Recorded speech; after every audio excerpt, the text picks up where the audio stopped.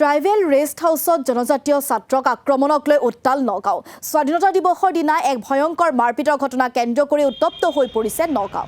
15 আগষ্টৰ নিশা প্ৰায় 10:30 মান বজাত 10ৰ পৰা 12জন ধৰ্মীয় সংখ্যালঘু সম্প্ৰদায়ৰ এটা যুৱকৰ দলে ৰেষ্ট হাউচত প্ৰৱেশ কৰি তাত থকা 3জন ছাত্ৰক আক্ৰমণ কৰাৰ অভিযোগ উত্থাপিত হৈছে। পৰৱৰ্তী সময়ত এই সন্দৰ্ভত নগাঁও সদৰ আৰক্ষী থানাত নগাঁও জিলা ট্ৰাইবেল সংঘৰ তৰফৰ পৰা এক গোচৰ ৰুজু কৰা হয়। কিন্তু অভিযোগকাৰীসকলে আৰক্ষীৰ ঘটনাৰে জড়িতসকলৰ আলোকচিত্ৰ সমজাই দিয়াৰ পিছতো আৰক্ষীয়ে দোষী কৰায়ত্ব নকৰাক লৈ ক্ষোভ প্ৰকাশ কৰিছে ট্ৰাইবেল সংঘই। সোমবাৰে এই সমগ্ৰ বিষয়টোত মুখ্যমন্ত্ৰীৰ হস্তক্ষেপ দাবী কৰিছে ট্ৰাইবেল সংঘই। 12 ঘণ্টাৰ ভিতৰত দুৰ্বৃত্তকেইটা কৰায়ত্ব নকৰিলে তীব্ৰ গণতান্ত্ৰিক আন্দোলনৰ হুংকাৰ সংঘৰ। ইফালে দোষী কৰায়ত্ব কৰি উচিত শাস্তি প্ৰদানৰ দাবী সদৌ অসম ট্ৰাইবেল সংঘৰ সভাপতি আদিত্য খাকলাৰে। অন্যথা সমগ্ৰ ৰাজ্যতে জনজাতীয় আন্দোলন গঢ়ি তোলাৰ হুংকাৰ খাকলাৰে।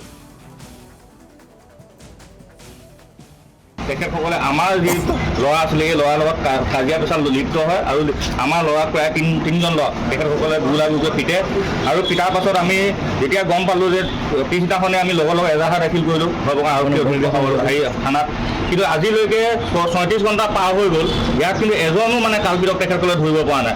আৰু যিকেইজন কালপিত আছিলে সেই কালপিত কেইজনক আমি ফটো পৰ্যন্ত আৰক্ষীক সমজাই দিছোঁ। কিন্তু এই ফটো থকা স্বত্তেও আজিলৈকে কিন্তু 36 ঘণ্টা পাৰ হৈ যোৱাৰ পাছতো এজনো কালপিতক ধৰিব নোৱাৰাটো কিন্তু দুৰ্ভাগ্য বিষয়। আৰু এইটো অকল ট্ৰাইবেল জনজাতি হোষ্টেলত আমাৰ ছাত্ৰক আক্ৰমণ নহয়, এইটো সমগ্ৰ ট্ৰাইবেলক কিন্তু আক্ৰমণ কৰা হৈছে। ইয়াত কিন্তু কোনো কাৰণত সহ্য কৰা নহ'ব।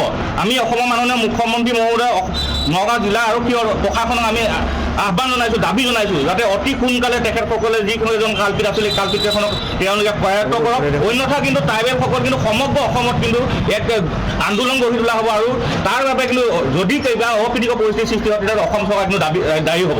গতিকে সময় থাকোঁতে অসমৰ মাননীয় মুখ্যমন্ত্ৰীক এই বিষয়টো হস্তক্ষেপ কৰি জনজাতি ট্ৰাইবেলসকলক আক্ৰমণ কৰা বা অশ্লীল ভাষা প্ৰয়োগ কৰা যিকেইজন কালপিত আছিলে সেই কালপিতকেইজনক অতি সোনকালে কৰায়ত্ব কৰিব লাগে আমি দাবী জনাইছোঁ। আমি অলৰেডি এতিয়ালৈকে ধৰিবলৈ সক্ষম হোৱা নাই। নগাঁও জিলা ট্ৰাইবেল সংঘৰ ফালৰ পৰা যোৱাকালিয়ে দুপৰীয়া এজাহাৰ দাখিল কৰা হ'ল, কেছটো ৰেজিষ্টাৰ কৰা বুলি আমি জানিব পাৰিছোঁ। আৰু কালপিতবিলাকৰ আমি ফটো সংগ্ৰহ কৰিছোঁ আৰু কেইবাগৰাকীও কালপিতৰ ফটো আমি পাইছোঁ আৰু পুলিচ প্ৰশাসনক আমি দাখিল কৰিছোঁ। আৰু আজি নগাঁৱৰ জিলা আয়ুক্ত আৰু ছিনিয়ৰ SP সাক্ষাৎ কৰি পেলাই ট্ৰাইবেল সংঘ আৰু তিৱা ছাত্ৰ সন্থাৰ ফালৰ পৰা মেমৰেণ্ডাম দিয়া হৈছে। গতিকে মুখ্যমন্ত্ৰীকো আমি আহ্বান জনাইছোঁ যে তৎকালীনভাৱে এই কালপিতসকলক এৰেষ্ট কৰক আৰু দৃষ্টান্তমূলক শাস্তি প্ৰদান কৰক। এইটো অত্যন্ত দুখৰ বিষয় যে নগাঁও চহৰৰ মাজমজিয়াত এদল ধৰ্মীয় সংখ্যালঘুৰ সুৰামত্ত যুৱকৰ দলে আতৰ্কিতে আক্ৰমণ কৰা এই ঘটনাটো সাধাৰণ ঘটনা নহয়। আমি ইয়াক সহজভাৱে ল'ব পৰা নাই।